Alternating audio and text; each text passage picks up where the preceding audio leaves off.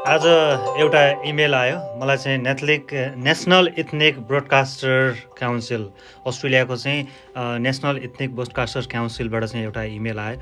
यो इमेलमा चाहिँ मलाई के रिक्वेस्ट गरेको छ भनेदेखि एउटा न्यू साउथ वेल्स हेल्थको चाहिँ एउटा पब्लिक नोटिस छ, जुन चाहिँ कोभिड र भ्याक्सिनेसनको बारेमा नोटिस छ। त्यो नोटिस पढिदिनुलाई चाहिँ रिक्वेस्ट गरेर चाहिँ यसरी इमेल पठाएको छ।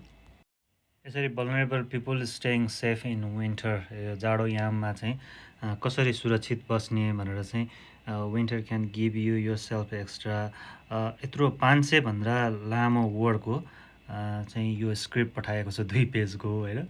यसलाई चाहिँ अब नेपालीमा अब यो स्क्रिप्टलाई मैले नेपालीमा चाहिँ ट्रान्सलेट गरेर नेपाली स्क्रिप्ट बनाएर पठाउनु पर्ने भएको छ।